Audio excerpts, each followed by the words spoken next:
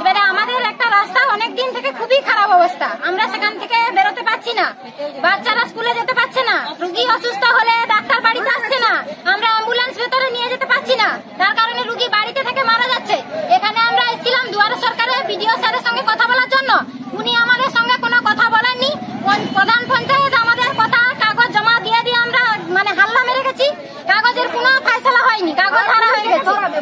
Police দেখে আমরা যখন এখানে আন্দোলনের জন্য আসছি আমাদের বলছে পুলিশ ডাকো মারবো, তারপরে বলছে আমরা করে দিব।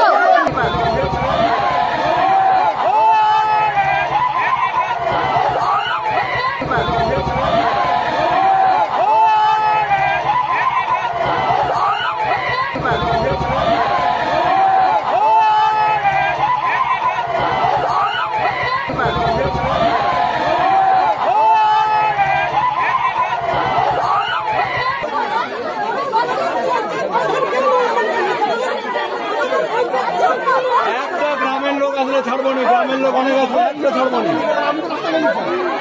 একটা গ্রামের লোক আসলে ছাড়বো না।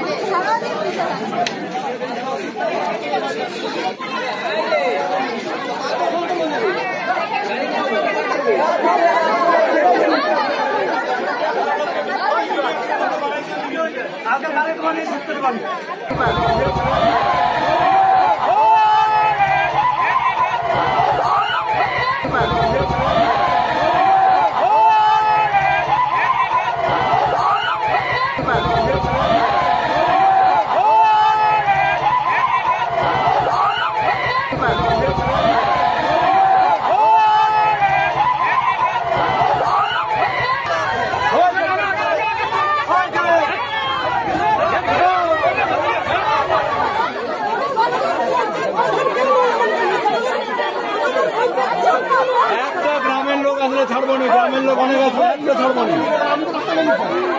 একটা গ্রামের লোক আসলে ছাড়বো না।